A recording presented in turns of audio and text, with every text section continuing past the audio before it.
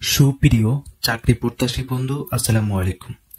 সম্প্রতি নিয়োগ বিজ্ঞপ্তি প্রকাশ করেছে শক্তি ফাউন্ডেশন এনজিও। প্রতিষ্ঠানটি তাদের ট্রেনি অফিসার মাইক্রোফাইন্যান্স পদে 200 জন জনবল নিয়োগের জন্য বিজ্ঞপ্তি প্রকাশ করেছে। আগ্রহী প্রার্থীরা আগামী 18 অক্টোবর 2024-এর মধ্যে বিডি জবসের মাধ্যমে আবেদন করতে পারবেন। আমরা বিডি জবসে চলে আসলাম। বিডি জবসে মূলত শক্তি ফাউন্ডেশনের সার্কুলারটি বর্তমানে চলমান রয়েছে।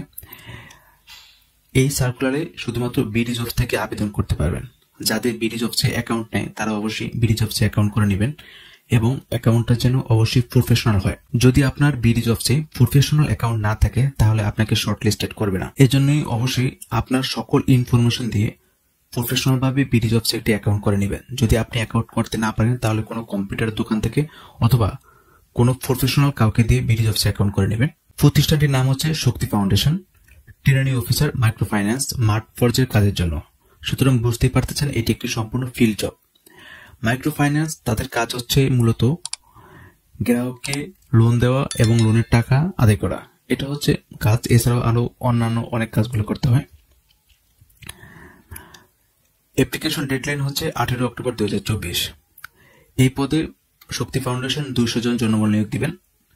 বয়স সর্বোচ্চ 35 বছর পর্যন্ত হতে পারবে। 35 বছরের বেশি হলে এই পদে আবেদন করা যাবে না। জব লোকেশন বাংলাদেশের যে কোনো জায়গায়। শক্তি ফাউন্ডেশনের বাংলাদেশের সকল জায়গায় ওনাদের ব্রাঞ্চ আছে, যে কোনো একটি ব্রাঞ্চে আপনার পোস্টিং হবে। স্যালারি হচ্ছে 20,500 টাকা থেকে 25,500 টাকা পর্যন্ত। রিকোয়ারমেন্টস, এই পদে আবেদন করার জন্য আপনার অবশ্যই ডিগ্রি বা অনার্স কমপ্লিট থাকতে হবে, তাহলে শুধুমাত্র এই পদে আবেদন করা যাবে। এডিশনাল রিকোয়ারমেন্টস হচ্ছে বয়স সর্বোচ্চ 35 ইয়ার্স পর্যন্ত হতে পারবে। এই পদে কাজ হচ্ছে, প্রথম কাজ হচ্ছে সদস্য বাছাই করা। যেহেতু এটা এনজিও, সুতরাং আপনাকে লোন দিতে হবে। লোন দেওয়ার ক্ষেত্রে সদস্য বাছাই করতে হবে। সদস্য ম্যাপ ব্যবহার করে সদস্য বাছাই করে 400 জন সদস্য নিতে হবে, যার মধ্যে 350 জন ঋণী সদস্য থাকতে হবে। আপনার আন্ডারে মোট 400 জন সদস্য থাকতে হবে এবং শাখা ব্যবস্থাপক দ্বারা সদস্য স্বীকৃতি দিতে হবে। আপনি সদস্য নিলেই হবে না, সেটা অবশ্যই ব্রাঞ্চ ম্যানেজার বা শাখা ব্যবস্থাপক দ্বারা সেটা স্বীকৃতি পেতে হবে। আর্থিক লেনদেন সংক্রান্ত শিক্ষা প্রদান। সদস্য ড্রপ আউট রোধ করতে হবে। হাজিরা খাতে সদস্যের স্বাক্ষর নিতে হবে। প্রতিটি সদস্যের পাস বই আপডেট রাখতে হবে। এছাড়াও আপনার আদায় সংক্রান্ত কাজ করতে হবে, যেমন কালেকশন শিট অনুযায়ী কিস্তি, সুদ, সঞ্চয় সহ সকল আদায় 100% আনতে হবে। কিস্তির টাকা আদায় না করে শাখায় আসা যাবে না। এগুলো হচ্ছে আপনার কাজ। এছাড়াও ঋণ সংক্রান্ত কাজ করতে হবে, যেমন ঋণ প্রস্তাব কেন্দ্রে বসে করতে হবে এবং রেজুলেশন খাতায় লিখতে হবে। ঋণ প্রস্তাব branch activity committee meeting A pass করতে হবে। ঋণ অনুমোদন করে বিএম বিতরণ করবে অ্যাকাউন্টেন্ট। আপনি যখন গ্রাহক নতুন সদস্য আপনার আন্ডারে ভর্তি হবে তখন ঋণের জন্য যখন আবেদন করার পর সেই ঋণটি ব্রাঞ্চ ম্যানেজার অনুমোদন দিবে এবং বিতরণ করবে অ্যাকাউন্টেন্ট। এছাড়াও অন্যান্য কাজ করতে হবে, যেমন সঞ্চয় সংক্রান্ত কাজ করতে হবে। সঞ্চয় উত্তোলন শুধুমাত্র শাখা থেকে করা যাবে। সদস্য শাখা থেকে এসে শাখা ব্যবস্থাপক হাত থেকে সঞ্চয় টাকা ফেরত নেবে।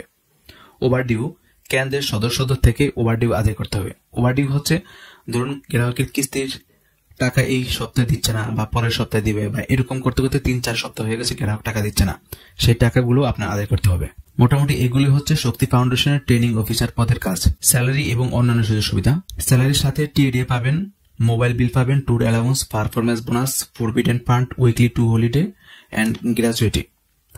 সাধারণত সপ্তাহে 2 দিন ছুটি থাকবে। এছাড়াও স্যালারি রিভিউ হবে ইয়ারলি। প্রথম আপনার যে স্যালারি থাকবে এবং প্রতি বছর বছর আপনার পারফরমেন্সের উপর ডিপেন্ড করে এটা ইনক্রিমেন্ট হবে।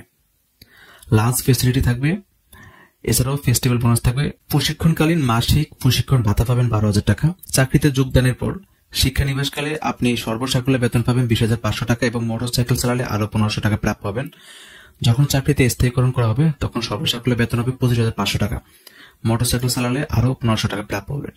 এই হচ্ছে মোটামুটি স্যালারি এবং সুযোগ সুবিধা।